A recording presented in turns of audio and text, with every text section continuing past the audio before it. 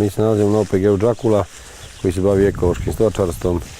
Mi smo imali sreću, smo prošle godine osvojili drugu nagradu u izboru najboljeg OPG-a. Smatramo to velikom nagradom i nekom pohvalom za naš trud i rad.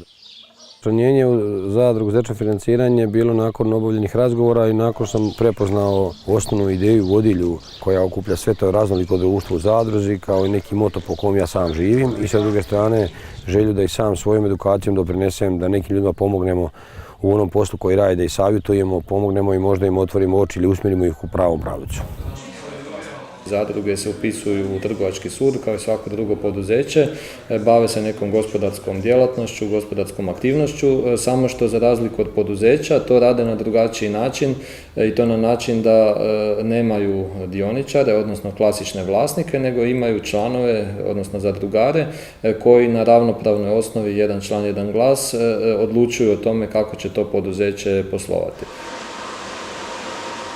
U Vitaslu je zastupljeno radničko dioničarstvo koje nam omogućuje da lakše savladavamo sve poteškoće na koje nailazimo u ovom poslu.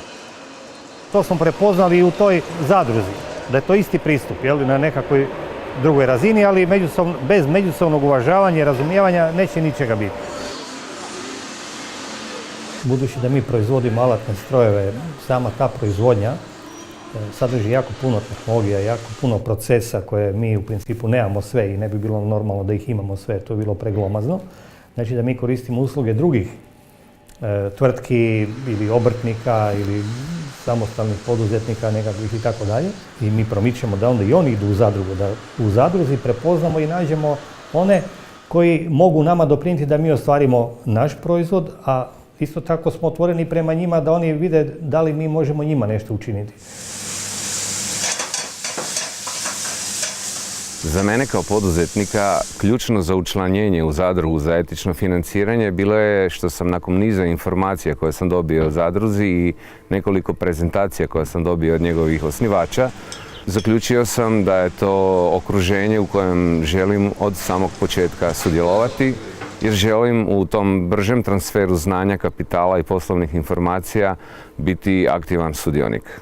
Članom može postati svaki pojedinac, svaka organizacija, svaka udruga, svaki sindikat, svako poduzeće, svaka jedinica lokalne samouprave koja prepoznaje tu nekakvu vrijednost za sebe i zapravo članom može postati bilo tko osim političkih stranaka, što smo mi u Hrvatskoj u Zadruzi za etično financiranje odlučili zbog niske razine političke kulture u državi isključiti iz članstva čisto da ne bi se uplitali i bili obilježeni članstvom nekih naših stranaka, međutim svi oni drugi koji zadovoljavaju kriterije tog etičnog poslovanja i žele raditi na ovom modelu mogu postati članovi. Moje zanimanje za zadrugu za etično financiranje je došlo posredno saznavši da je upravo ta zadruga jedini osnivač etične banke u Hrvatskoj. Prvu informaciju o postojanju uopće tih etičnih banaka, to je bio novinski članak u Novom listu koji je napravio jednu reportažu o banki etici u Italiji, a povodom njihovog otvaranja poslovnice u Trstu. Ideja osnivanja etične banke mi je zapravo došla tijekom rada u klasičnom bankarskom financijskom sektoru gdje sam u Nizozemskoj radio 7 godina za klasične komercijalne banke. Budući da je to bio period i svjetske ekonomske krize od 2008. godine nadalje, taj proces je zapravo razotkrio cijeli niz problema koji tradicionalni bankarski sektor u sebi ima i onda je zapravo to bilo pitanje neke osobne odluke, da li nastaviti raditi nešto za što misliš da nije dobro ili dati otkaz i pokušati raditi nešto što je neko bolje bankarstvo. Ne osniva banku nekakav kapitalist, nekakva, ne znam, druga banka ili ko zna tko, nego osnivaju upravo ljudi koji imaju nekakve interese. I oni je osnivaju i donose pravila ponašanja banke sami. A ona su takva, znači da zbilja svaki problem koji se pojavi na nekakav način, da ga se razmotri i da se pokuša klijentu, odnosno u ovom slučaju zadrugaru, pomoći. Želimo da nam kroz zadrugu i kroz etičnu banku imamo tu potporu i da možemo razvijati za širi krug, za zajednicu dobrobit. Ne? Jer svi se pričaju o dobiti, profit govore, ne? Ali nije to profit, to je dobit. A nije dobit samo ono da tebi ostane na kraju godine, ne znam. Ne, dobit je da ti mladi ljudi ostanu ovdje, da se skrase, da osnuju obitelj i da ide šira zajednica, da se diže. Držim da je Etična banka logičan nastavak udruživanja oko zadruge za etično financiranje i to je područje u kojem će sigurno mnogi poduzetnici kušati na jedan drugačiji način namiriti svoje potrebe za financiranje svojih projekata, naročito onih koji su održive kategorije, društveno i socijalno korisne i odgovorne djelatnosti. Etičnu banku je dobro imati prije svega zbog toga što imate doslovno svoju banku u kojoj vi odlučujete što će banka sa vašim sredstvima raditi i to na način koji je za vas puno povoljniji, znači uz niske kamatne stope do maksimalno 4%, bez nepotrebnih naknada, bez zvjezdica, bez sitnih slova gdje se plaćaju upravo oni krediti koji su predvidivi, bez valutnih klauzula gdje svatko može u svakom trenu znati koliko je dužan i koliko je još otplatio. Vlasnici tih banaka su građani, ljudi, vi i ja i ovi svi ljudi koji su tu na korzu potencijalno mogu biti,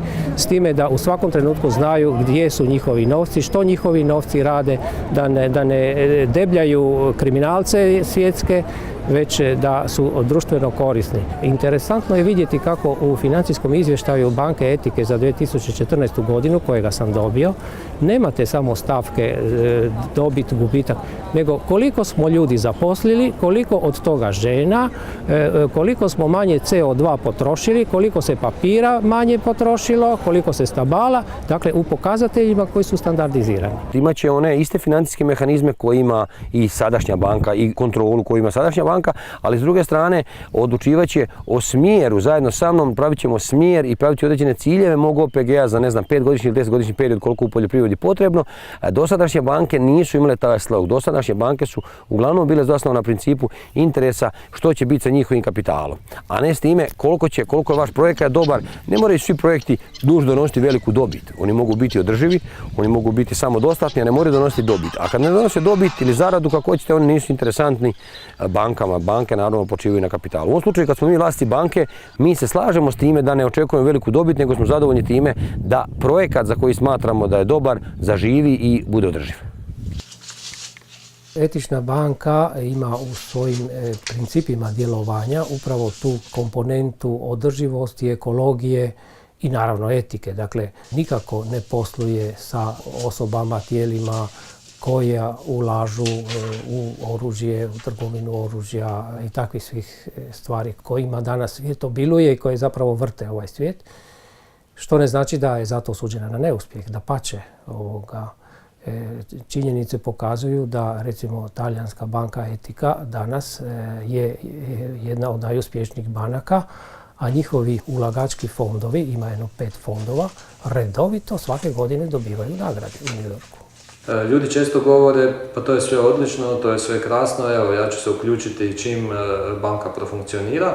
Međutim, to je upravo ta kvaka da ovakve banke nastaju na način da ljudi prepoznaju potrebu, udruže se i tek onda stvar počne funkcionirati, zato jer ne ovisi niti o jednom bogatom pojedincu, nego zapravo o angažmanu većeg broja građana.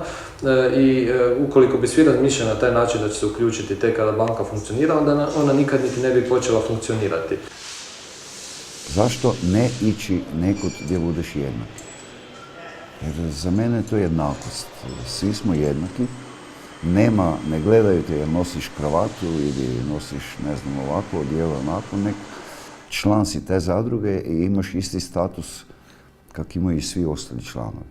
Bez obzira na tvoj ulog, koji je ulog tvoga kapitala u zadrugi, ti si jednak. I pošto imamo isto upravljanje ovdje, logički je bilo da se mi učlanimo, to je mogu reći da smo ponosni da smo članovi zadruge za etičko financiranje.